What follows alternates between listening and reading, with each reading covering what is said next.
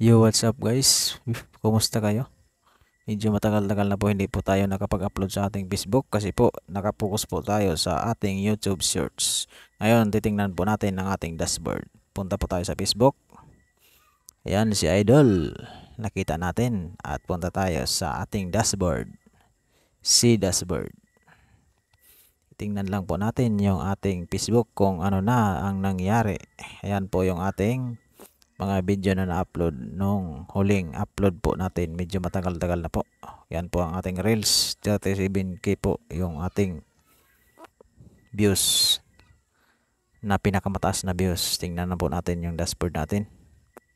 Ayan po. Este po recommended po. Este recommendable po yung ating Facebook. At tingnan po natin yung monetization natin. Ayan po. Yan yung ating punta po tayo sa ating monetization.